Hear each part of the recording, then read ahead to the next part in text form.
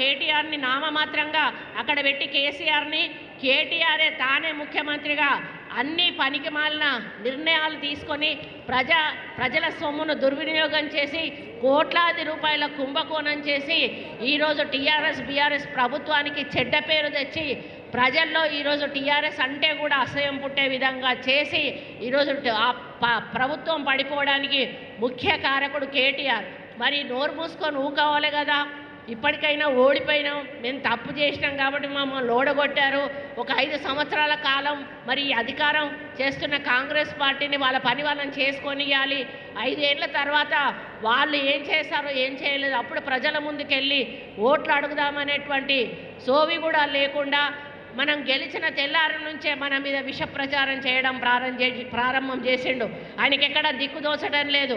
10 ఏళ్ల అధికారంలో మరి ఒక అనుభవంతో ఉండి అంటే అధికారాన్ని అనుభవించి ఒకటేసారి అధికారాన్ని చేతు జారిపోయే వరకు పిచ్చెక్కి ఏం చేస్తున్నాడో అర్థం కానట్టు పరిస్థితి ఉంది.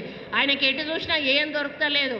అటుపోయి ఇటుపోయి హైడ్రా అంటాడు, అటుపోయి ఇటుపోయి మూసి అంటాడు. అరే బాబు, మూసి గురించి నీకు తెలియనిది ఏమున్నది? చేసిందంతా నువ్వే చేసి ఈరోజు కాంగ్రెస్ మీద నెట్టి మూసి అని చెప్పి మూసి నిర్వాసితులను ఈరోజు ఎందుకు నువ్వు రెచ్చగొడతా ఉన్నావు అని చెప్పి సందర్భంగా అడుగుతా ఉన్నాను. సరి అయిన కారణాలు చూపెట్టండి. ప్రభుత్వం ఏదైనా పని చేయకపోతే ఈ పని చెయ్యట్లేదు, ఇది చేసే అవకాశం ఉన్నది, ప్రజలకు మేలు జరుగుతుంది అని సూచనలు ఇవ్వండి.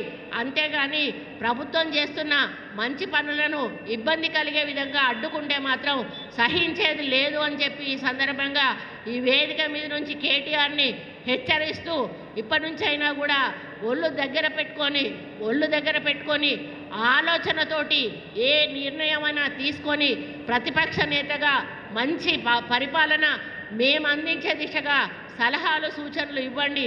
అంతేగాని ప్రభుత్వ చర్యలకు పనులకు అడ్డుపడితే మాత్రం ప్రజలు ఊరుకోరు అని చెప్పి హెచ్చరిస్తూ మరి నూతనంగా ఈరోజు ప్రమాణ స్వీకారం చేస్తున్నటువంటి మార్కెట్ కమిటీ చైర్మన్ గారికి సభ్యులందరికీ కూడా శుభాకాంక్షలు తెలియజేస్తూ మీ కాలంలో ఈ మార్కెట్లో మరి ఇక్కడికి వచ్చే రైతుల సమస్యలు కానీ మన రైతు అంటే కూలీలకు చెందినటువంటి సమస్యలు కానీ ఏ ఉన్నా కూడా మరి దీనికి సంబంధించినటువంటి తుమ్మల నాగేశ్వరరావు మెంటాలిటీ నాకు బాగా తెలుసు.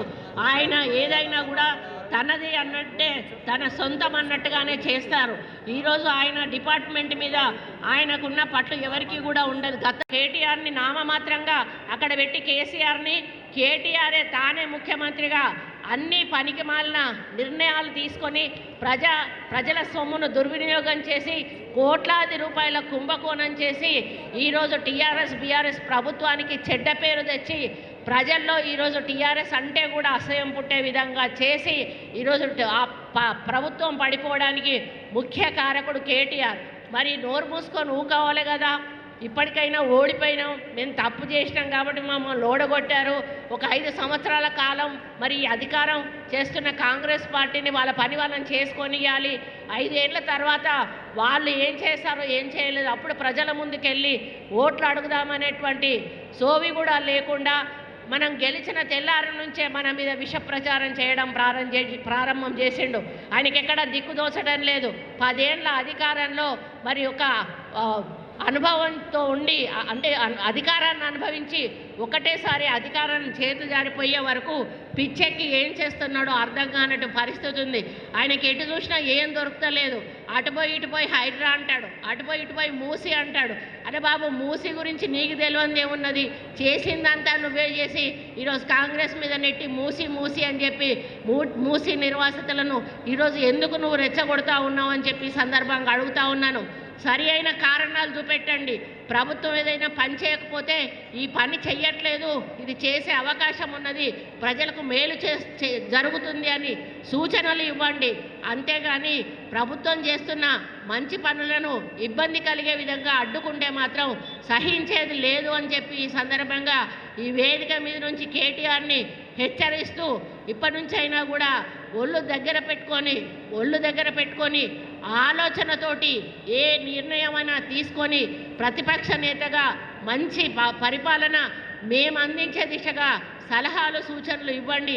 అంతేగాని ప్రభుత్వ చర్యలకు పనులకు అడ్డుపడితే మాత్రం ప్రజలు ఊరుకోరు అని చెప్పి హెచ్చరిస్తూ మరి నూతనంగా ఈరోజు ప్రమాణ స్వీకారం చేస్తున్నటువంటి మార్కెట్ కమిటీ చైర్మన్ గారికి సభ్యులందరికీ కూడా శుభాకాంక్షలు తెలియజేస్తూ మీ కాలంలో ఈ మార్కెట్లో మరి ఇక్కడికి వచ్చే రైతుల సమస్యలు కానీ మన రైతు అంటే కూలీలకు చెందినటువంటి సమస్యలు కానీ ఏ ఉన్నా కూడా మరి దీనికి సంబంధించినటువంటి తుమ్మల నాగేశ్వరరావు మెంటాలిటీ నాకు బాగా తెలుసు.